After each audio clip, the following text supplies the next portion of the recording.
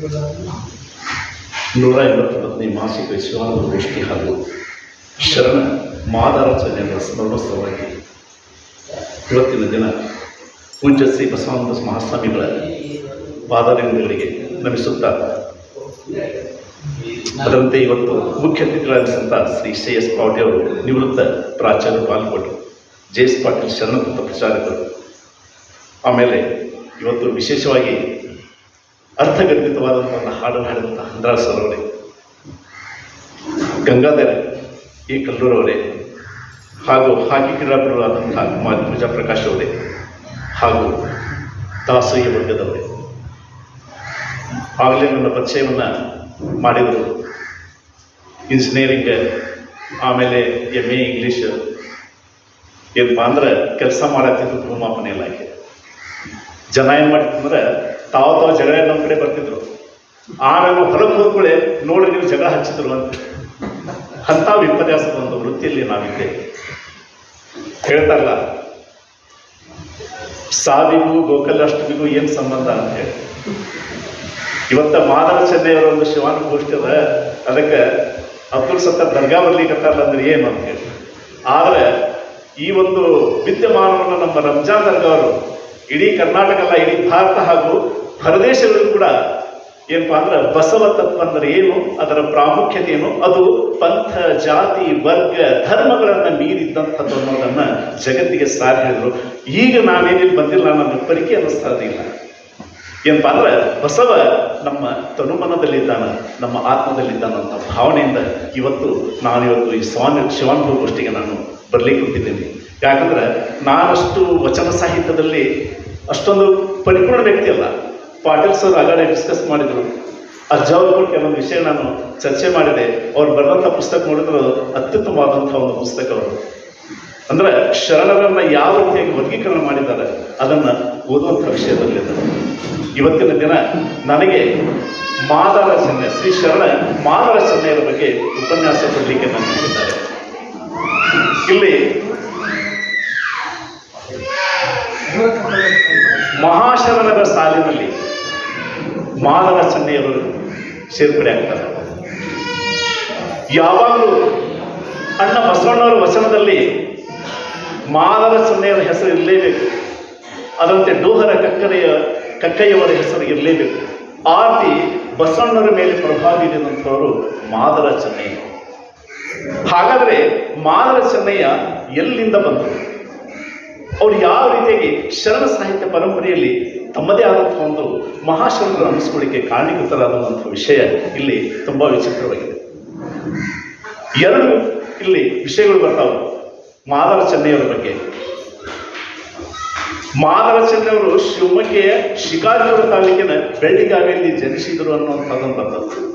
ವೈಚಿತ್ರ ಅಂದರೆ ಮಹಾಮನೆಯ ಅದರಂತೆ ಅನುಭವ ಮಂಟಪ ಗುರುಗಳಾದಂಥ ಶೂನ್ಯ ಪೀಠಾಧಿಸಿದಂಥ ಅಲ್ಲಮ್ಮ ಗುರು ಕೂಡ ಅಲ್ಲೇ ಜನಿಸಿದ್ದಾರೆ.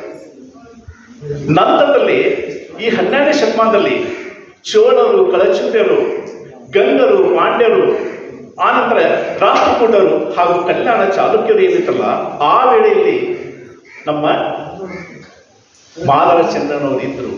ಕೊನೆಗೇನಾಗ್ತಂದ್ರೆ ಕಾಲಾಂತರದಲ್ಲಿ ಅಥವಾ ಯಾವುದೊಂದು ಸಂದರ್ಭದಲ್ಲಿ ಅವ್ರು ಏನಾಗ್ತಂದ್ರೆ ಕಂಚಿಗೆ ಹೋಗ್ತಾರೆ. ತಮಿಳುನಾಡಿರುವಂತಹ ಕಂಚಿಗೆ ಹೋಗ್ತಾರೆ. ಅಲ್ಲಿ ಕರಿಕಾಲ ಚೋಳ ಅನ್ನುವಂತಹ ದೊರೆ ಇರ್ತಾರೆ. ಚೋಳರ ಸಾಮ್ರಾಜ್ಯದ ಅಲ್ಲಿ ಕರಿಕಾಲ ಚೋಳರು ಅನ್ನುವಂತಹ ದೊರೆ ಇರ್ತಾರೆ. ಕರಿಕಾಲ ಚೋಳ ಇಂಥ ವ್ಯಕ್ತಿ ಅಂತ ಹೇಳಿದ್ರೆ ಸಾಕ್ಷಾತ್ ಶಿವನನ್ನು ಒಲಿಸಿಕೊಂಡಂತಹ ವ್ಯಕ್ತಿ ಕರಿಕಾಲ ಚೋಳ.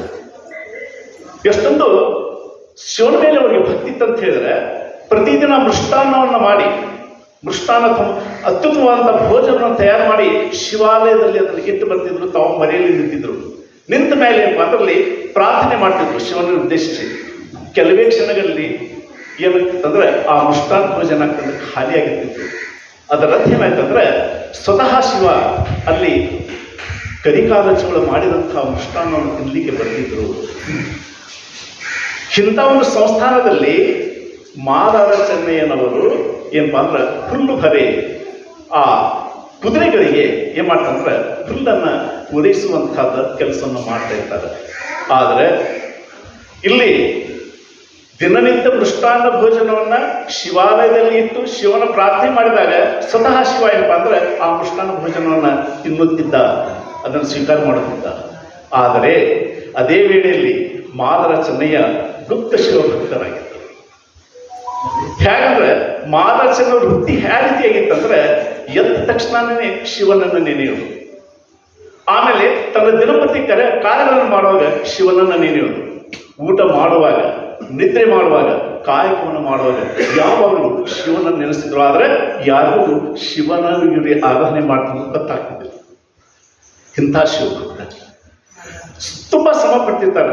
ಅಲ್ಲೇನಪ್ಪ ಅಂದ್ರೆ ಬೆಟ್ಟಕ್ಕೆ ಹೋಗ್ತಿರ್ತಾರೆ. ಬೆಟ್ಟಕ್ಕೆ ಹೋದಾಗ ಅಲ್ಲಿ ನದಿಯಲ್ಲಿ ಅಂತಂದ್ರೆ ಮುಖ ತೊಳ್ಕೊಳ್ಳಾಗ ಶಿವನನ್ನು ನೆನೆಸೋದು. ಆಮೇಲೆ ಹುಲ್ಲಿಗೆ ಏನಪ್ಪಾ ಅಂದ್ರೆ ಅದನ್ನ ಕುಡುಗೋಲು ಹಾಕಿದಾಗ ಆವಾಗ ಶಿವನ ನೆನೆಸೋದು.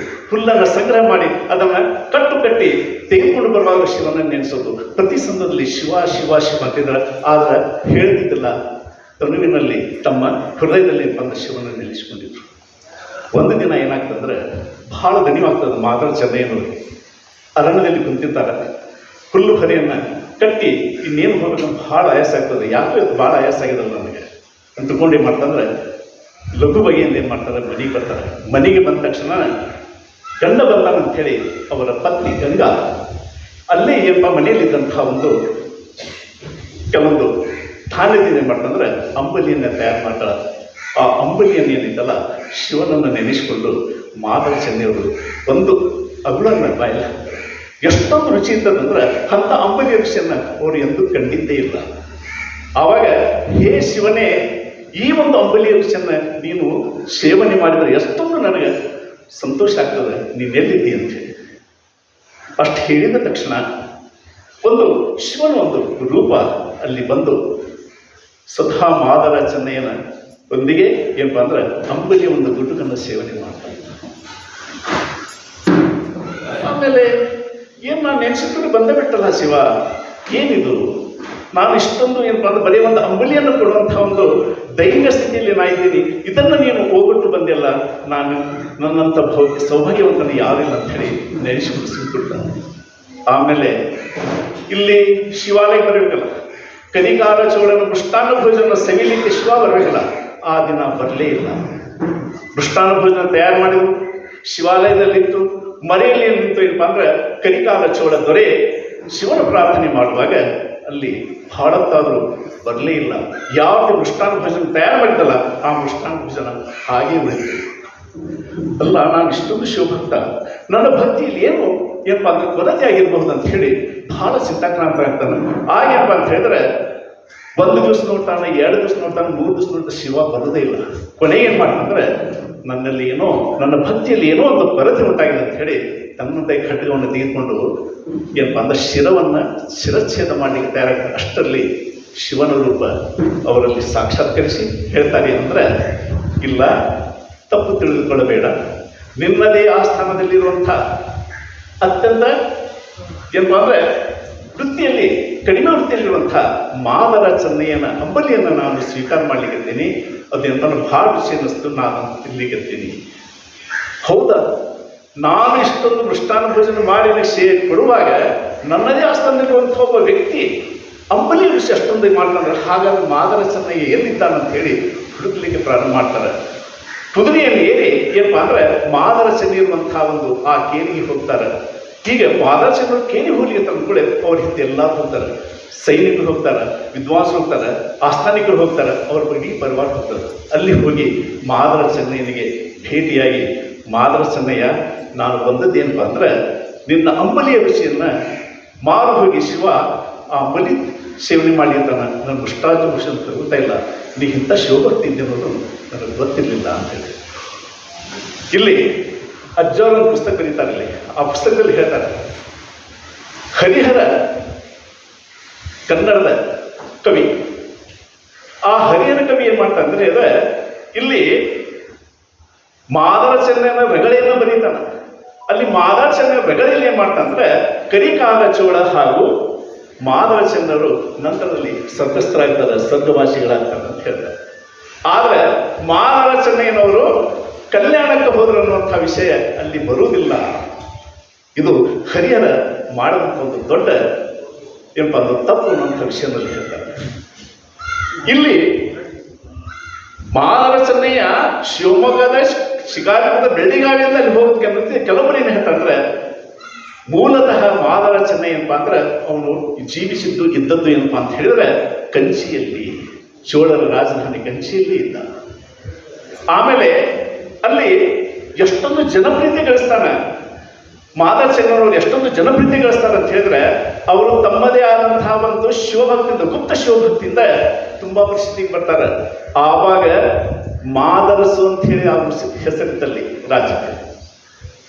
ಆ ಮಾದರಸ್ ಮದ್ರಾಸ್ ಅಂತ ಏನಿತ್ತಲ್ಲ, ಮದ್ರಾಸ್ ಬ್ರಿಟಿಷರು ಬರೋದಕ್ಕಿಂತ ಪೂರ್ವದಲ್ಲಿದು ಮಾದರಸ ಆಗಿತ್ತು.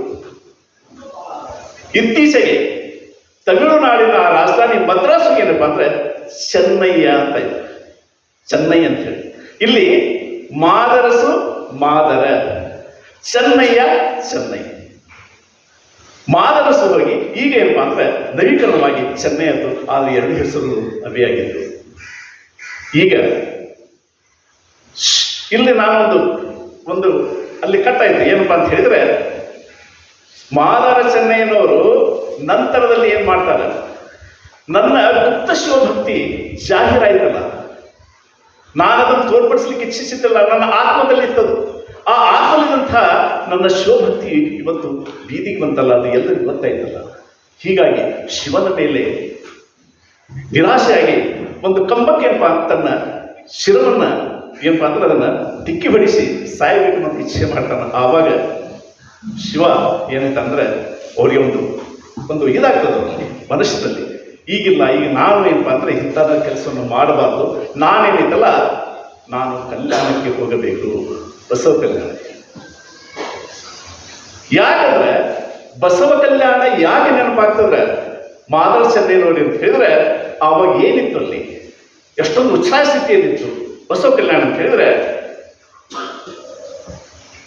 ಬಹು ದೇವೋಪಾಸನೆಯಿಂದ ಏಕದೇವೋಪಾಸನೆ ಕಡೆಗೆ, ಬಹು ದೇವೋಪಾಸನೆಯಿಂದ ಏಕದೇವೋಪಾಸನೆ ಕಡೆಗೆ, ಸ್ಥಾವರ ಲಿಂಗದಿಂದ ಇಷ್ಟಲಿಂಗದ ಕಡೆಗೆ, ಮಂದಿರದಿಂದ ಅನುಭವ ಮಂಟಪದ ಕಡೆಗೆ, ಮಠಗಳಿಂದ ಮಹಾಮನೆಯ ಕಡೆಗೆ, ಜಾತಿಯಿಂದ ನೀತಿಯ ಕಡೆಗೆ, ಕರ್ಮ ಸಿದ್ಧಾಂತದಿಂದ ಕಾಯಕ ಸಿದ್ಧಾಂತದ ಕಡೆಗೆ, ದಾನದಿಂದ ದಾಸೋಹದ ಕಡೆಗೆ, ಮೂಢನಂಬಿಕೆಯಿಂದ ವೈಚಾರಿಕತೆ ಕಡೆಗೆ, ವ್ಯಕ್ತಿ ಪ್ರಜ್ಞೆಯಿಂದ ಸಮಷ್ಟಿ ಪ್ರಜ್ಞೆಯ ಕಡೆಗೆ, ವ್ಯಕ್ತಿ ಪ್ರಭುತ್ವದಿಂದ ಪ್ರಜಾಪ್ರಭುತ್ವದ ಕಡೆಗೆ, ಸಾಕಾರ ಶಿವಮೂರ್ತಿಯಿಂದ ನಿರಾಕಾರ ಶಿವನೆಡೆಗೆ, ಪುರುಷ ಪ್ರಧಾನ ಸಮಾಜದಿಂದ ಲಿಂಗಭೇದವಿಲ್ಲದ ಸಮಾಜದೆಡೆಗೆ, ಅಸಮಾನತೆಯ ಸಮಾಜದಿಂದ ಸಮಾನತೆಯ ಸಮಾಜದೆಡೆಗೆ, ಭ್ರಮಾತ್ಮಕ ಬದುಕಿನಿಂದ ವಾಸ್ತವದ ಬದುಕಿನೆಡೆಗೆ, ಹಿಂಸೆಯಿಂದ ಅಹಿಂಸೆಯ ಕಡೆಗೆ, ಈ 15 ಅಂಶಗಳ ಮಹತ್ತರವಾದಂತಹ ಸಂದೇಶಗಳನ್ನು ಹೊತ್ತಂತಹ ಬಸವ ಕಲ್ಯಾಣದಲ್ಲಿರುವಂತಹ ಅನುಭವ ಮಂಟಪ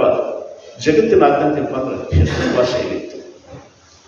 ಈಗ ನಾನು ಇಲ್ಲಿರೋದಕ್ಕಿಂತ ಬದಲಾಗಿ ನಾನು ಏನಪ್ಪಾ ಅಂದ್ರೆ ಬಸವ ಕಲ್ಯಾಣಕ್ಕೆ ಹೋಗ್ಬೇಕಂತ ಹೇಳಿ ತಮ್ಮ ಪ್ರಯಾಣವನ್ನು ಬಸವ ಕಲ್ಯಾಣಕ್ಕೆ ನಡೆಸ್ತಾರೆ. ಆವಾಗಲೇ ಯಾವಾಗ ಮಾದರ ಚೆನ್ನಯ್ಯನವರು ಮಹಾಮನೆಗೆ ಬಸವ ಕಲ್ಯಾಣದ ಮಹಾಮಂಟಪಕ್ಕೆ ಬರ್ತಾರೆ, ಮಹಾಮನೆಗೆ ಬರ್ತಾರೆ, ಅನುಭವ ಮಂಟಪ ಬರ್ತಾರೆ ಅಂತ ಹೇಳಿದ್ರೆ ಬಸವೇಶ್ವರರ ಬಗ್ಗೆ ಗೊತ್ತಾಗ್ತದೆ. ಇಂಥ ಒಬ್ಬ ಗುಪ್ತ ಶಿವಭಕ್ತ ನಮ್ಮ ಹತ್ರ ಬರ್ತಂಥದ್ದು. ಅವರು ಬಂದ ತಕ್ಷಣ ಮಾದರ ಚೆನ್ನಯ್ಯ ಅಂತ ಹೇಳಿ ಅವ್ರನ್ನು ಒಪ್ಕೋತಾರೆ. ಹಾಗಾದ್ರೆ ಯಾವಾಗ ಮಾದರ ಚೆನ್ನಯ್ಯವರ ಪ್ರವೇಶ ಅನುಭವ ಮಂಟಪದಲ್ಲಾಗ್ತದೆ, ಎಷ್ಟು ವರ್ಷ ಗತಿಸಿ ಅಂದ್ರೆ ಅನುಭವ ಮಂಟಪ ಸ್ಥಾಪನೆಯಾಗಿ 12 ವರ್ಷಗಳ ಕಾಲ ಗತಿಸಿ ಹೋಗಿ ಉತ್ಸಾಹ ಸ್ಥಿತಿಯಲ್ಲಿ.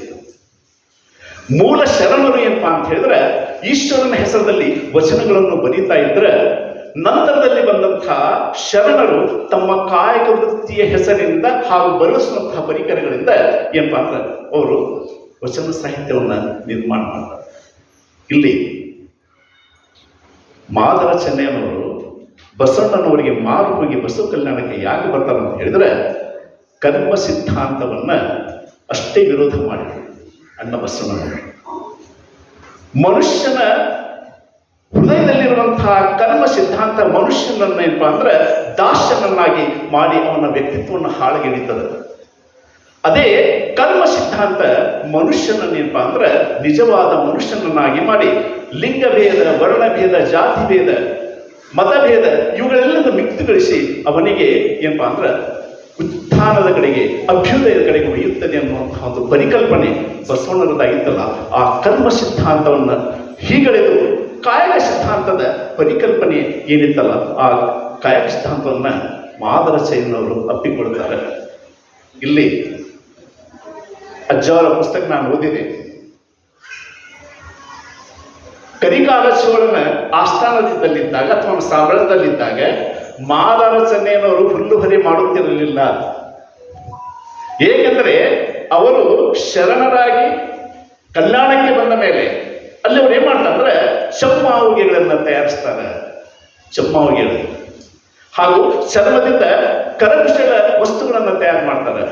ಹಾಗಾದ್ರೆ ಅಲ್ಲಿ ಹುಲ್ಲುಹರಿ ಮಾಡಿದಂಥ ಮಾದರಸಯ್ಯ ಕಲ್ಯಾಣಕ್ಕೆ ಬಂದಾಗ ಚರ್ಮದ ಉದ್ಯೋಗ ಹ್ಯಾಂಗ್ ಮಾಡ್ಲಿಕ್ಕೆ ಸಾಧ್ಯದ?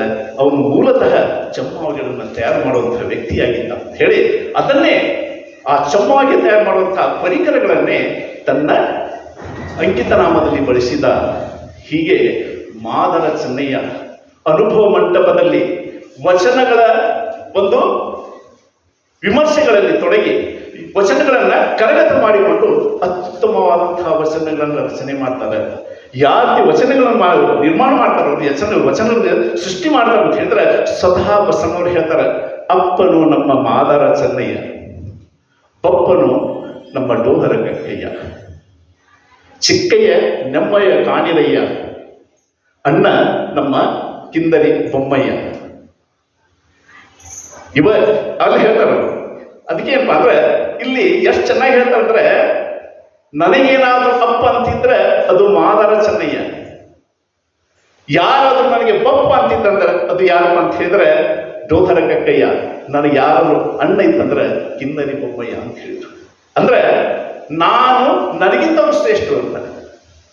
ಇಲ್ಲಿ ಅಣ್ಣ ಬಸವಣ್ಣವರು ಇಷ್ಟೊಂದು ಪ್ರಚಾರಕ್ಕೆ ಬರಬೇಕಾದಂದ್ರೆ, ಇಷ್ಟೊಂದು ಸೇವ್ ಏನೊಂದು ಉಚ್ಚ ಮಟ್ಟಕ್ಕೆ ಬರಬೇಕಾದಂದ್ರೆ ಏನ್ ಕಾರಣ ಅಂದ್ರೆ ಅವರು ಯಾವಾಗಲೂ ವರ್ಣ ಪದ್ಧತಿ, ವರ್ಗ ಪದ್ಧತಿ, ಜಾತಿ, ಮತ, ಪಂಥ, ಧರ್ಮ, ಲಿಂಗ ಇವುಗಳ ಭೇದವನ್ನ ನಿರ್ನಾಮ ಮಾಡಿ ಏನಪ್ಪಾ ಅಂದ್ರೆ ಕಾಯಕ ಜೀವಿಗಳನ್ನ ಏನಪ್ಪಾ ಅಂದ್ರೆ ಕಾಯಕ ತತ್ವದಲ್ಲಿ ತೊಡಗಿಸಿ ಆ ಕಾಯಕ ತತ್ವದ ಅನುಭವದಿಂದ ಅನುಭವದ ಕಡೆಗೆ ಅವರನ್ನು ಒಯ್ದು ವಚನ ಸಾಹಿತ್ಯ ಅನ್ನುವಂತಹ ಒಂದು ಅಮೂಲ್ಯವಾದಂತಹ ಸಾಹಿತ್ಯವನ್ನು ನಮಗೆ ಕೊಡಮಾಡಿದರು.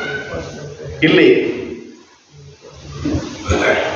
ಮಾದರಸಯ್ಯನವರು ತಮ್ಮ ವಚನಗಳನ್ನು ಯಾಕೆ ಬಳಸ್ತಾರೆ ಅಂತ ಹೇಳಿದ್ರೆ ಅಲ್ಲಿ ಹೇಳ್ತಾರೆ, ಕೈಯುಳಿ ಕತ್ತಿ ಅಡಿಗುಂಟ ಗಡಿಯಾಗಬೇಡ ಅರಿ ನಿಜಾತ್ಮ ರಾಮ ರಾಮ. ಇದು ಅವರ ಅಂಕಿತ ನಾಮವಾಗಿತ್ತು. ಇಲ್ಲಿ ನಾನು ಕೆಲವು ವಚನಗಳನ್ನು ಸರ್, ನಾನು ಎಷ್ಟು ವಚನ ಹೇಳ್ಬೋದು ಸರ್? ಹೌದು,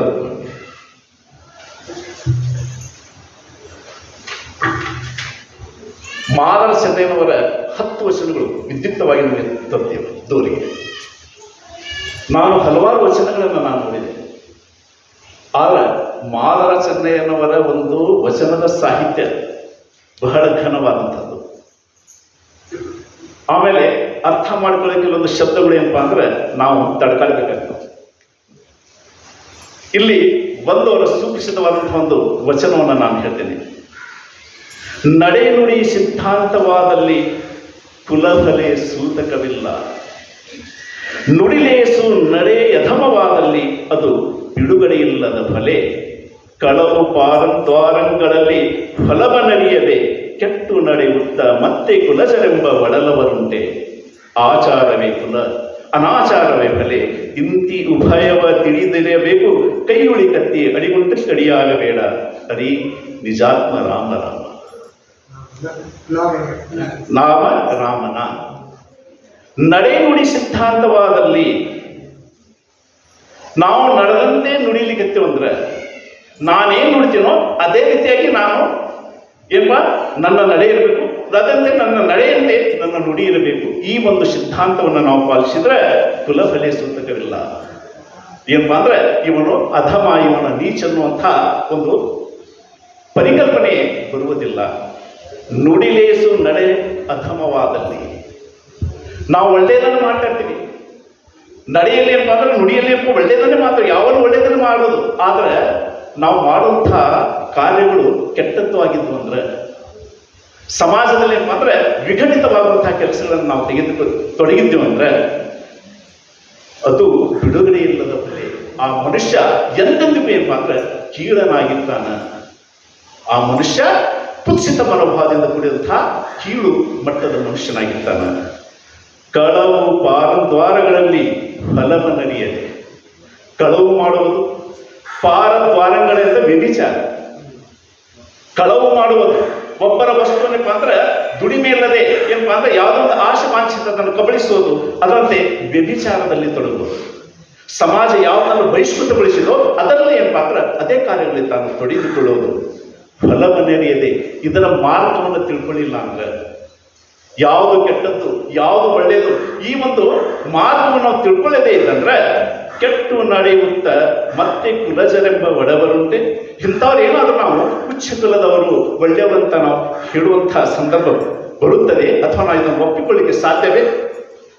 ಆಚಾರವೇ ಕುಲ. ಆಚಾರ ಅಂದ್ರೇನು? ಯಾವಾಗಲೂ ನಾವು ಮನುಷ್ಯರಾಗಿ ಬಂದ ಮೇಲೆ ಯಾರು ಒಳ್ಳೆಯದನ್ನೇ ಮಾಡಬೇಕು.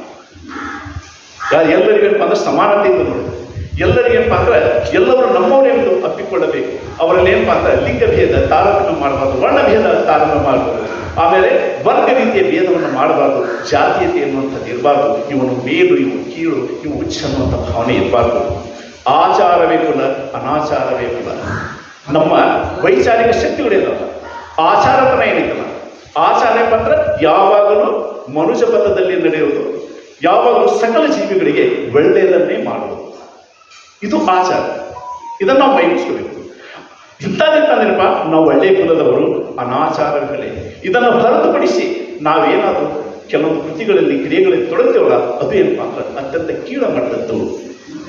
ಇಂತಿ ಉಭಯವ ತಿಳಿದಿರಬೇಕು ಅಂದ್ರಪ್ಪ, ಯಾವಾಗಲೂ ಮನುಷ್ಯರಾದಾಗಿ ನಾವು ಯಾರು ಮನುಷ್ಯರಾಗಿ ಬದುಕಬೇಕು, ಮನುಷ್ಯ ಪ್ರೀತಿಯನ್ನು ಹಂಚಬೇಕು, ಮನುಷ್ಯರಲ್ಲಿ ಒಂದಾಗಬೇಕು, ಎಲ್ಲರ ಮನುಷ್ಯರು ನಾವು ಒಂದೇ ಅಂತ ಅಪ್ಕೊಳ್ಬೇಕು.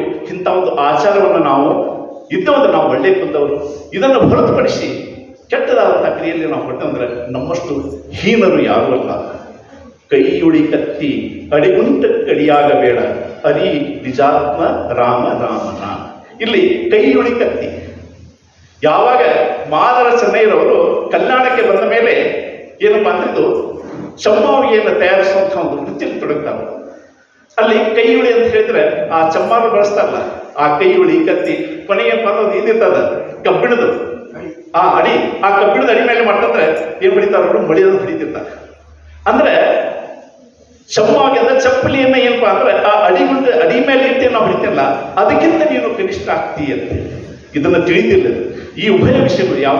ಆಚಾರವೇ ಕುಲ, ಅನಾಚಾರವೇ ಫಲ. ಫಲೆ ಇದನ್ನು ನಾವು ತಿಳಿದೇ ಇದ್ದ ಪಕ್ಷದಲ್ಲಿ ನಾವೇನಾಗ್ತೀವಿ, ನಾವು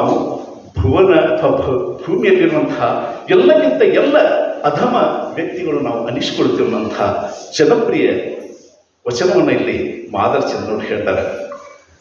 ಇಲ್ಲಿ ಇನ್ನೊಂದು ಹೇಳ್ತಾರೆ, ವೇದಶಾಸ್ತ್ರಕ್ಕೆ ಹಾರುವನಾಗಿ ವೀರ ವಿತರಣಕ್ಕೆ ಕ್ಷತ್ರಿಯನಾಗಿ ಸರ್ವನಾರೈದು ನೋಡುವಲ್ಲಿ ವೈಶ್ಯನಾಗಿ ವ್ಯಾಪಾರದೊಳಗಾಗಿ ಕೃಷಿ ಮಾಡುವುದಕ್ಕೆ ಶೂದ್ರಾಗಿ ಇಂತಿ ಜಾತಿ ಗೋತ್ರದೊಳಗಾಗಿ ನೀಚ ಶ್ರೇಷ್ಠ ಎಂಬ ಎರಡು ಕುಲವಲ್ಲದೆ ಹೊಲೆ 18 ಜಾತಿ ಎಂಬ ಕುಲವಿಲ್ಲ. ಬ್ರಹ್ಮವರ್ಣದಲ್ಲಿ ಬ್ರಾಹ್ಮಣ, ಸರ್ವಜೀವದ ಕರ್ಮಕ್ಕೊಳಗದಲ್ಲಿ ಸಮಗಾರ. ಈ ಉಭಯವರಿದು ಮರೆಯಲಿಲ್ಲ, ಕೈಯುಳಿ ಕತ್ತಿ ಅಡಿಗೊಂಡ ಕಡಿಯಾಗಬೇಡ, ಅರಿ ನಿಜಾತ್ಮ ರಾಮ ರಾಮನ. ಇಲ್ಲೂ ಕೂಡ ಈ ಒಂದು ವಚನ ಹೇಳಿ ನಾನು ಮುಗಿಸ್ಬೋದಲ್ಲ ಸರ್? ವೇದಶಾಸ್ತ್ರಕ್ಕೆ ಹಾರುವನಾಗಿ ವೀರ ವಿತರಣಕ್ಕೆ ಕ್ಷತ್ರಿಯನಾಗಿ. ನಮ್ಮಲ್ಲೆಲ್ಲ ಬ್ರಹ್ಮ ಕಡೆ ಕ್ಷಾತ್ರ ಕಡೆ ಅಂತ ಹೇಳಿ. ಬ್ರಹ್ಮ ಕಡೆ ಅಂದ್ರೇನು? ಬ್ರಹ್ಮನ ವಿದ್ಯೆಯನ್ನ ಪಾರಂಗತ ಮಾಡಿಸ್ಕೊಂಡವ, ಅದನ್ನು ಅರಿಗಿಸಿಕೊಂಡವನಪ್ಪ ಅಂದ್ರೆ ಬ್ರಾಹ್ಮಣ.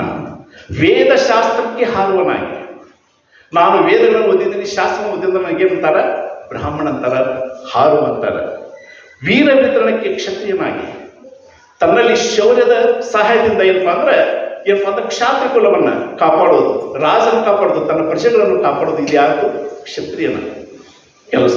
ಸರ್ವನಾರೈದು ನೋಡುವಲ್ಲಿ ಇವೆಲ್ಲವನ್ನು ಎಲ್ಲಾ ರೀತಿಗಳಿಂದ ನೋಡುವಂಥವರು ವೈಶ್ಯನಾಗಿ ವ್ಯಾಪಾರ ದಳದಾಗಿ. ಯಾರು ಅದು ಹೇಳ್ತಾರೆ, ವರ್ಣ ಪದ್ಧತಿ ಹೇಳ್ತಾರೆ. ಏನಪ್ಪಾ ಅಂದ್ರೆ ಬ್ರಹ್ಮನ ತಲೆಯಿಂದ ಯಾರು? ಬ್ರಾಹ್ಮಣ ಹುಟ್ಟಿದ, ಆಮೇಲೆ ಭುಜಗಳಿಂದ ಕ್ಷತ್ರಿಯ ಹುಟ್ಟಿದ, ಪಾದಗಳಿಂದ ತೊಡೆಗಳಿಂದ ಏನಪ್ಪಾ ಅಂದ್ರೆ ಯಾರು? ವೈಶ್ಯರು ಹುಟ್ಟಿದ್ರು, ಆಮೇಲೆ ಪಾದಗಳಿಂದ ಶೂದ್ರರು ಅಂತ ಹೇಳಿ ಈ ವರ್ಣಾಶ್ರಮದ ಒಂದು ಹಿನ್ನೆಲೆಯಲ್ಲಿ ಇದು ಬರ್ತದೆ. ವೇದಶಾಸ್ತ್ರಕ್ಕೆ ಹಾರುವನಾಗಿ ವೀರ ವಿತರಣಕ್ಕೆ ಕ್ಷತ್ರಿಯನಾಗಿ ಸರ್ವರ ನಾರೈದು ನೋಡುವಲ್ಲಿ ಒಬ್ಬ ವೇದಶಾಸ್ತ್ರ ಹಾರುವನಾಗಿ, ಅದರಂತೆ ಒಬ್ಬ ಕ್ಷತ್ರಿಯನಾಗಿ ಇವು ಎಲ್ಲರನ್ನೂ ಏನಪ್ಪಾ ಅಂದ್ರೆ ನೋಡುತ್ತಿರುವಾಗ ವೈಶ್ಯನಾಗಿ ವ್ಯಾಪಾರದೊಳಗಾಗಿ, ವ್ಯಾಪಾರದ ಕಲೆ ಯಾರಿಗೆ ಇದ್ದದು? ವೈಶ್ಯರಿಗೆ ಅಂದ್ರೆ ವ್ಯಾಪಾರಸ್ಥರಿಗೆ ಇದ್ದೀವಿ. ಕೃಷಿ ಮಾಡೋದಕ್ಕೆ ಶೂದ್ರಾಗಿ, ಕೃಷಿ ಕೆಲಸವನ್ನು ನಾವು ಮಾಡ್ತಲ್ಲ, ನಾವು ಎಲ್ಲದಕ್ಕೇನಪ್ಪ ಅಂದ್ರೆ ಅದನ್ನೇ ಅವ್ರಿಗೆ ಶೂದ್ರ ಅಂದ್ರೆ ಕೃಷಿ ಕೆಲಸ ಅನ್ನುವಂಥದ್ದೇನಪ್ಪ ಅಂದ್ರೆ ಅತ್ಯಂತ ಕಡಿಮೆ ತರದಂಥ ಕೆಲಸ ಅನ್ನುವಂಥದ್ದು. ಯಾಕಂದ್ರೆ ಕೃಷಿ ಕೆಲಸ ಯಾರು ಶೂದ್ರಾಗಿ ಇರ್ತಾರೆ ಅಲ್ಲಿ ಬೆವರು ಹರಿಸ್ತಾನಲ್ಲ. ಅದಕ್ಕೆ ಹೇಳ್ತಾರೆ ಬಸವಣ್ಣವ್ರು ಏನಪ್ಪ ಅಂದ್ರೆ ಯಾರು ಬೆವರು ಹರಿಸಿ ದುಡಿಯುತ್ತಾರೋ, ಯಾರು ಬೆವರಿನ ಬೆಲೆಯಲ್ಲಿ ತಮ್ಮ ಜೀವನವನ್ನು ಕಂಡುಕೊಳ್ತಾರೋ, ಯಾರು ಕಾಯಕದ ಸಿದ್ಧಾಂತದ ಮೇಲೆ, ಕಾಯಕದ ಮೇಲೆ ತಮ್ಮ ಜೀವನವನ್ನು ರೂಪಿಸಿಕೊಳ್ತಾರೋ ಅವರೇ ಏನಪ್ಪಾ ಅಂದ್ರೆ ನಿಜವಾದ ಮನುಷ್ಯರು, ಅವರೇ ಇಷ್ಟಲಿಂಗಿಗಳು, ಅವರೇ ಶರಣರು, ಅವರೇ ವಚನ ಸಾಹಿತ್ಯಕ್ಕೆ ಏನಪ್ಪಾ ಅಂದ್ರೆ ಯೋಗ್ಯ ವ್ಯಕ್ತಿಗಳು ಅನ್ನುವಂಥ ಪರಿಕಲ್ಪನೆ ಬಸವೇಶ್ವರ. ಇಂತಿ ಜಾತಿ ಗೋತ್ರದೊಳಗಾಗಿ ನೀಚ ಶ್ರೇಷ್ಠ ಎಲ್ಲ ಎರಡು ಕುಲವಲ್ಲದೆ ಬಲೆ 18 ಜಾತಿ ಎಂಬ ಕುಲವಿಲ್ಲ. ಇಂತಿ ಜಾತಿ ಗೋತ್ರದೊಳಗಾಗಿ ನೀಚ ಶ್ರೇಷ್ಠ ಎಂಬ ಎರಡು ಕುಲವಲ್ಲದೆ ಅಂದ್ರೆ ಯಾವಾಗಲೂ ಮನುಷ್ಯ ಧರ್ಮದಲ್ಲಿ ವರ್ಣದಲ್ಲಾಗಲಿ, ಜಾತಿಯಲ್ಲಾಗಲಿ, ಧರ್ಮದಲ್ಲಾಗಲಿ ಯಾವಂದ್ರೆ ಎರಡೇ ಕುಲ ಅದಾವ, ಒಂದು ನೀಚ, ಒಂದು ಶ್ರೇಷ್ಠ. ಈ ನೀಚ ಮತ್ತು ಶ್ರೇಷ್ಠ ಎಂಬ ಎರಡು ಕುಲಗಳನ್ನು ಬಿಟ್ಟು ಮತ್ತಾವ ಕುಲಗಳು ಇಲ್ಲ. ಬಲೆ 18 ಜಾತಿ ಎಂಬ ಕುಲವಿಲ್ಲ. ಅವ ಏನಪ್ಪಾ ಅಂದ್ರೆ ಅವ ಕೆಳ ಜಾತಿ ಅವ, ಕೀಳು ಜಾತಿ ಅವ ಅಂತ ಹೇಳಿ ಅಂಥವೇನಪ್ಪ ಅಂದ್ರೆ 18 ಕುಲವಿಲ್ಲ ಅಂತ. ಬ್ರಹ್ಮವನರಿದಲ್ಲಿ ಬ್ರಾಹ್ಮಣ, ಎಷ್ಟು ಚೆನ್ನಾಗಿ ಹೇಳ್ತಾರೆ. ಇಡೀ ಈ ವಚನ ಇದ್ದಲ್ಲ ಅಲ್ಲಿ 2 ಸಾಲು ಮಾತು ಅತ್ಯಂತ ಮಾರ್ಮಿಕವಾಗಿದೆ. ಬ್ರಹ್ಮವನರಿದಲ್ಲಿ ಬ್ರಾಹ್ಮಣ, ಯಾವ ವ್ಯಕ್ತಿ ಜಾತಿ, ವರ್ಗ, ಧರ್ಮ, ಕುಲ ಇವುಗಳ ಭೇದವಿಲ್ಲದೆ ಯಾವ ವ್ಯಕ್ತಿ ಬ್ರಹ್ಮವಿದ್ಯೆಯನ್ನು ಕಲಿತಾನೋ ಅವನು ಏನಪ್ಪಾ ಅಂದ್ರೆ ಬ್ರಾಹ್ಮಣ. ಏನಪ್ಪಾ ಅಂದ್ರೆ ನಾವು ಬ್ರಾಹ್ಮಣ ಏನಪ್ಪಾ ಅಂದ್ರೆ ವೇದಶಾಸ್ತ್ರ ತನ ಅವನು ಹುಟ್ಟಿದ್ರೆ ಅವನ ಬ್ರಾಹ್ಮಣ ಅಂತ ಅನ್ನೋಂಗಿಲ್ಲ. ಯಾವ ವ್ಯಕ್ತಿ ಇವತ್ತು ನಾವಿಲ್ಲೆಲ್ಲರಿದ್ದೀವಿ, ನಾವಿದ್ದೀವಿ, ಯಾವ ವ್ಯಕ್ತಿ ಬ್ರಹ್ಮವಿದ್ಯೆಯನ್ನ ಅರಿತುಕೊಳ್ಳುತ್ತಾನೋ ಅವನೇ ಬ್ರಾಹ್ಮಣ. ಸರ್ವ ಜೀವದ ಕರ್ಮಕ್ಕೊಳಗಾದಲ್ಲಿ ಸಮಗಾರ. ಯಾವಾಗಲೂ ಬೇರೆ ಜೀವಗಳನ್ನು ಬದುಕು ಹಕ್ಕನ್ನು ಕಸಿದುಕೊಂಡು ಏನಪ್ಪಾ ಅಂದ್ರೆ ಕೊಲ್ಲುವುದು, ಕಳ್ಳತನ ಮಾಡುವುದು, ವ್ಯಭಿಚಾರದಲ್ಲಿ ತೊಡತಾನಲ್ಲ ಅವೇನಪ್ಪ ಅಂದ್ರೆ ಸಮಗಾರ ಅಂತಂದ್ರೆ ಅವನು ಕೆಟ್ಟವ. ಇಲ್ಲಿ ಸಮಗಾರ ಅಂದ್ರಲ್ಲ, ಆ ಜಾತಿ ಅಲ್ಲ. ಇಲ್ಲಿ ಯಾರು ಕೆಟ್ಟ ಕೆಲಸ ಮಾಡ್ತಾನಲ್ಲ ಅವನೇ ಏನಪ್ಪ ಅಂತ ಹೇಳಿದ್ರೆ ಸಮಗಾರ. ಈ ಉಭಯವ ಅರಿದು ಮರೆಯಲಿಲ್ಲ. ಯಾವಾಗಲೂ ಈ 2 ಮಾತುಗಳನ್ನು ನೀವು ಮರಿಬೇಡಿ. ಏನಂತ ಹೇಳಿ? ಬ್ರಹ್ಮವನರಿದಲ್ಲಿ ಬ್ರಾಹ್ಮಣ, ಸರ್ವ ಜೀವದ ಕರ್ಮಕ್ಕೊಳಗಾದಲ್ಲಿ ಸಮಗಾರ. ಈ 2 ವಿಷಯಗಳನ್ನು ಯಾವನ್ನು ನೆನಪಿಟ್ಕೊಳ್ರಿ. ಕೈಯುಳಿ ಕತ್ತಿ ಅಡಿಗುಂಟ ಕಡಿಯಾಗಬೇಡ, ಹರಿ ನಿಜಾತ್ಮ ರಾಮರಾಮನ. ಅಂದ್ರೆ ಈ 2 ವಿಷಯವನ್ನು ತಿಳಿದುಕೊಳ್ಳದೆ ಇತ್ತಂದ್ರೆ ಏನಾಗ್ತಂದ್ರೆ ಚಮ್ಮಾವಿಗೆ ಕೆಳಗೆ ಇರುವಂತಹ ಅಡಿಗಿಂತಲೂ ಏನಪ್ಪ ಅಂದ್ರೆ ಕನಿಷ್ಠರಾಗ್ತೀರಿ. ಅಂದ್ರೆ ಭೂಮಿಯಲ್ಲಿ ಜನರ ದೃಷ್ಟಿಯಲ್ಲಿ, ಸಮಾಜ ದೃಷ್ಟಿಯಲ್ಲಿ ನೀವು ಕೀಳುರಾಗ್ತೀರಿ ಅನ್ನುವಂತಹ ಮಾರ್ಮಿಕವಾದಂತಹ ವಚನಗಳನ್ನು ಇಲ್ಲಿ ಮಾಧವ ಚಂದ್ರವರು ಹೇಳ್ತಾರೆ. ಈ 2 ವಚನ ನೋಡಿರ್ಬೇಕು. ಅಣ್ಣ ಬಸವಣ್ಣರ ವಚನ ಹೋಲಿಸಿದಾಗ, ಬೇರೆ ಸಮಗಾರ ಹರಳೆಯರ ವಚನ ಹೋಲಿಸಿದಾಗ ಇಲ್ಲಿ ಏನಾಗ್ತಂದ್ರೆ ತುಂಬಾ ಅರ್ಥಗರ್ಭಿತವಾದಂತಹ ಶಬ್ದಗಳನ್ನು ಬಳಸಿ ವಿಶಾಲಾರ್ಥದಲ್ಲಿ, ಒಂದೇ ಒಂದು ಶಬ್ದದಲ್ಲಿ ವಿಶಾಲಾರ್ಥವನ್ನು ಅಡಗಿಸಿಕೊಂಡಂತಹ ವಚನಗಳನ್ನು ಮಾಧವ ಚೆನ್ನಯ್ಯನವರು ಬರೆಯುವಂಥ ಪ್ರಯತ್ನ ಮಾಡಿದ್ದಾರೆ. ಅದಕ್ಕೆ ಇಲ್ಲಿ ಏನಾಗ್ತಂದ್ರೆ ಪ್ರತಿ ಸಂದರ್ಭದಲ್ಲಿ ಅಣ್ಣ ಬಸವಣ್ಣವರು ಮಾಧವ ಚೆನ್ನಯ್ಯನಿಗೆ ವಿಶೇಷ ಸ್ಥಾನವನ್ನು ಕೊಡ್ತಾರೆ. ಅದಕ್ಕೆ ಹೇಳ್ತಾರೆ, ಭಕ್ತಿ ಇಲ್ಲದ ಬಡವನಾನಯ್ಯ ಕಕ್ಕಯ್ಯನ ಮನೆಯಲ್ಲಿ ಬೇಡಿದೆ, ಚೆನ್ನಯ್ಯನ ಮನೆಯಲ್ಲಿ ಬೇಡಿದೆ, ದಾಸಯ್ಯನ ಮನೆಯಲ್ಲಿ ಬೇಡಿದೆ, ಎಲ್ಲ ಪುರಾತರು ನೆರೆದು ಭಕ್ತಿ ಭಿಕ್ಷೆವನಿಕ್ಕಿದಡೆ ಎನ್ನ ಮಾತು ತುಂಬಿದ್ದು ಕೂಡಲ ಸಂಗಮ ದೇವ. ಅಂದ್ರೆ ಉಚ್ಚ ಕುಲದಲ್ಲಿ ಭಿಕ್ಷೆಯನ್ನು ಬೇಡಲಿಲ್ಲ, ಉಚ್ಚ ಕುಲದಲ್ಲಿ ಜ್ಞಾನ ಬೇಡಿಲ್ಲ ಅಣ್ಣ ಬಸವಣ್ಣವರು. ಯಾವಾಗಲೂ ಡೋಹರ ಕಕ್ಕಯ್ಯ, ಮಾದ ಚೆನ್ನಯ್ಯ, ಕಿನ್ನರಿ ಬೊಮ್ಮಯ್ಯ, ಆಮೇಲೆ ಮಾತ್ರ ದಾಸಯ್ಯನಲ್ಲಿ ಏನಪ್ಪಾ ಅಂದ್ರೆ ಅವರು ಭಕ್ತಿಯ ಭಿಕ್ಷೆಯನ್ನು ಬೇಡಿದರು. ಆ ಪುರಾತನ ಆ ಮಹಿಮರು ಏನಪ್ಪಾ ಅಂದ್ರೆ ತಮ್ಮಲ್ಲಿರುವಂತಹ ಭಕ್ತಿ ಭಿಕ್ಷೆಯನ್ನು ಕೊಟ್ಟಾಗ ನಾನು ಅಣ್ಣ ಬಸವಣ್ಣನಾಗಿದ್ದೇನೆ ಅನ್ನುವಂತಹ ಒಂದು ವಿಷಯವನ್ನು ಅವರು ಮಾರ್ಮಿಕವಾಗಿ ಹೇಳ್ತಾರೆ. ವಿಷಯ ಬಹಳ ಗಹನವಾಗಿದೆ. ಅಜ್ಜ ಅವ್ರ ಪುಸ್ತಕ ನಾವು ಓದಿದಾಗ ಹೇಳಿದೆ, ಮಾದರ ಚೆನ್ನಯ್ಯರವನ್ನ ಅಷ್ಟೊಂದು ಸುಲಭವಾಗಿ ತಿಳಿದುಕೊಳ್ಳಲಿಕ್ಕೆ ಸಾಧ್ಯ ಇಲ್ಲ. ಅದಕ್ಕೇನಪ್ಪ ಅಂದ್ರೆ ಯಾವ ಅಣ್ಣ ಬಸವಣ್ಣರ ಸ್ಥಾನ ಅವರ ಹೃದಯದಲ್ಲಿ ಮಾದರ ಚೆನ್ನಯ್ಯಗೆ ಒಂದು ಉನ್ನತ ಸ್ಥಾನ ಐತಿ. ಯಾಕಂದ್ರೆ ಅವರ ವಚನಗಳು ಅಷ್ಟೊಂದು ಮಾರ್ಮಿಕವಾಗಿವೆ. ಇದುವರೆಗೆ ಮಾದರ ಚೆನ್ನಯ್ಯರ ಬಗ್ಗೆ ಒಂದು ಸಂಕ್ಷಿಪ್ತ ಪರಿಚಯವನ್ನ ಕೊಡ್ಲಿಕ್ಕೆ ನನಗಿಲ್ಲಿ ಆಗಮನ ಕೊಟ್ರಿ, ನನಗೆ ಆಮಂತ್ರಣ ಮಾಡಿದ್ರಿ. ನಾನು ಯಾವ ಹಂತದಲ್ಲಿ ಹೇಳಿ ನನಗೆ ಗೊತ್ತಿಲ್ಲ. ನನ್ನ ತೊದಲು ನುಡಿಗಳಲ್ಲಿ ನಾನು ನನ್ನ ವಿಷಯವನ್ನು ನನಗೆ ಬಂದಿಷ್ಟು ಮಟ್ಟಿಗೆ ನಾನು ಹೇಳೀನಿ. ಇನ್ನೂ ಕೆಲವೊಂದು ವಚನಗಳಿದ್ದು ನಾನು ಹೇಳಬಹುದಾಗಿತ್ತು, ಆದರೆ ಸಮಯದ ಕೊರತೆಯಿಂದ ನಾನು ಇಲ್ಲಿಗೆ ನನ್ನ ಮಾದರ ಚೆನ್ನಯ್ಯನ ಕುರಿತಾದಂಥ 2 ತೊದಲು ನುಡಿಗಳನ್ನು ಹೇಳಿನೋ ಅದರಲ್ಲಿ ತಪ್ಪುಗಳಿದ್ರೆ ಕ್ಷಮೆ ಮಾಡ್ರಿ ಅಂತ ಹೇಳ್ತಾ ತಮಗೆಲ್ಲರಿಗೂ ಶರಣಾರ್ಥಿ.